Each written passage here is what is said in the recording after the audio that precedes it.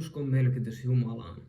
Raamatun kertomuksessa evankeliumin Matteuksen mukaan opetuslapset olivat veneessä Genesaretin järvellä keskellä myrskyä, kun huomasivat Jeesuksen seisomassa veden päällä vähän matkan päässä. Pietari huusi veneestä vedessä seisovalle Jeesukselle: "Kun sanot kuka olet ja pystyt mihin vain, niin käske minua tulemaan luoksesi." Johon Jeesus vastasi: "Tule." Ja Pietari laskeutui veneestä veden päälle ja se kantoi häntä.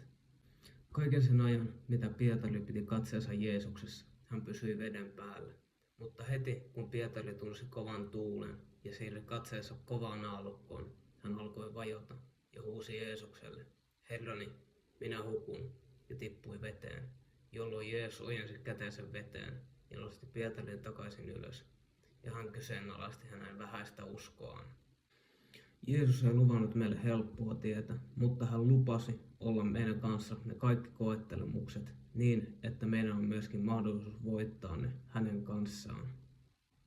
Myös Raamatun kertomuksessa evankeliumin Markuksen mukaan nainen oli kärsinyt 12 vuotta verenvuodosta ja uskoi, että Jeesuksen vaatteen tupsua koskettamalla hän voisi parantua.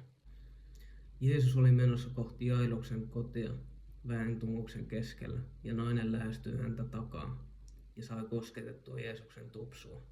Ja siinä samassa hetkessä nainen tunsi, että verenvuoto lakkasi ja vaiva oli poissa. Jeesus kääntyi ja kumartui naista kohti ja sanoi: "Tyttäreni, sinun uskosi on pelastanut sinut. Mene rauhassa, vaivasi on poissa." Niin kuin sinä pysyt lentokoneessa rentoutumaan ja luottamaan ilman, että tiedät sen ohjaajaan, Jeesus pyytää meitä luottamaan häneen ja hänen suunnitelmiinsa meille samalla mitalla. Herran siunausta.